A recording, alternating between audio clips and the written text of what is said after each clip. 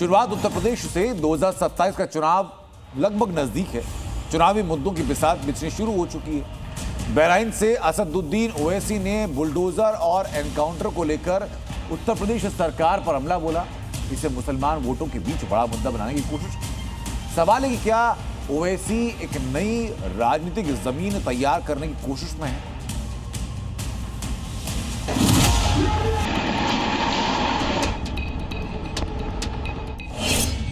UP चुनाव, ओवैसी का encounter, bulldozer वाला दांव।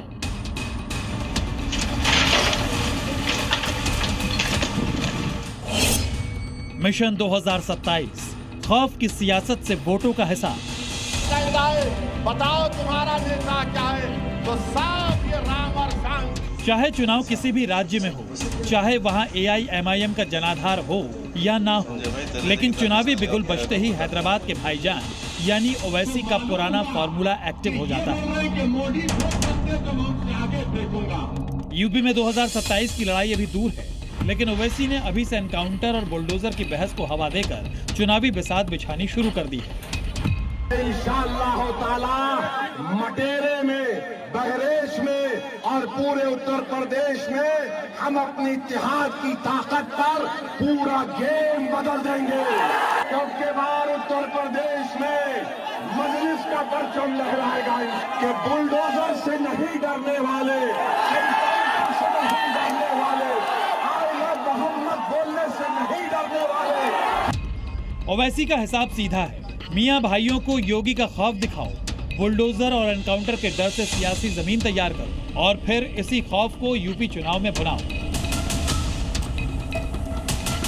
ठीक वैसा ही जैसा ओवैसी ने बिहार में किया था और सीमांचल यानी मुस्लिम बाहुल इलाके में अपनी पकड़ मजबूत की थी।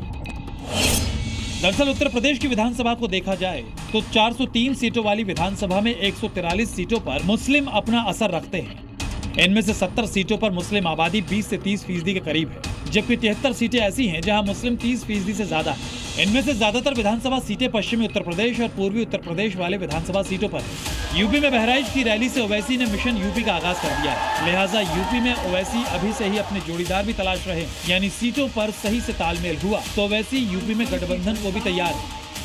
अगर कोई दोबारा बीजेपी को सत्ता में आने को रोकने की ये कोशिश करता है तो मैं यहाँ पर खड़े होकर कह रहा हूँ कि मजलिस इत्तेहादुल मुस्लिमीन उनका साथ देने के लिए तैयार है। एक तरफ ओवैसी जोड़ीदार तलाश रहे हैं तो दूसरी तरफ योगी को चैलेंज भी कर रहे हैं, लेकिन ओवैसी के चैलेंज को योगी फोर्स ने एक्सेप्ट कर लिया है और एक एक अपराधी का हिसाब हो रहा है, क्योंकि यूपी में योगी फोर्स की गोली धर्म जात पर नहीं बल्कि सीधे अपराध पर वार करती है। उन्नाव में योगी फोर्स ने साधु के हत्यारे इजराइल को गोली से ढेर कर दिया। रामपुर में 25,000 के इनामी गैंगस्टर शरीफ को योगी फोर्स ने लंगड़ा बना दिया। कानपुर में गौमाता के दुश्मन चांद आलम और रेहान उर्फ सद्दाम का हिसाब हो गया। अमेठी में 25,000 के इनामी लुटेरे इमरान को भी एनकाउंटर के बाद दबोच लिया गया। अमरोहा में गौ तस्कर विक्की खान को भी चलने लायक नहीं छोड़ा। इटावा में 4 साल की मासूम से छेड़खानी करने वाले शफीक का भी हिसाब किया। अमरोहा में हत्यारे परवेज को भी एनकाउंटर के बाद दबोचा गया।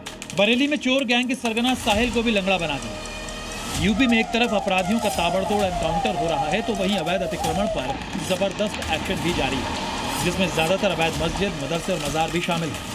इन तस्वीरों को आधार बनाकर ओवैसी यूपी में बड़ा दांव खेलना चाहते हैं, लेकिन ओवैसी की यूपी में एंट्री को लेकर सियासत तेज है।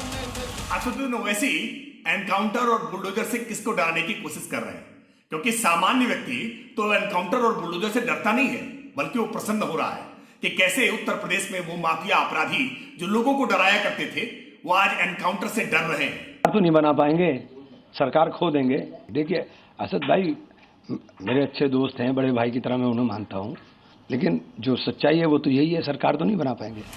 ओवैसी का दांव साफ है, बुलडोजर और एनकाउंटर को मुद्दा बनाकर मुस्लिम वोटों का ध्रुवीकरण करना। लेकिन सवाल ये है कि क्या 2027 तक यूपी में ये सियासी नैरेटिव जमीन पकड़ पाएगा, क्योंकि एक तरफ ओवैसी खौफ का संदेश देकर मुस्लिम वोटर्स को एकजुट करने की कोशिश कर रहे हैं, तो दूसरी तरफ बीजेपी और योगी सरकार कानून व्यवस्था और अपराधियों पर कार्रवाई का रिकॉर्ड सामने रख रही है।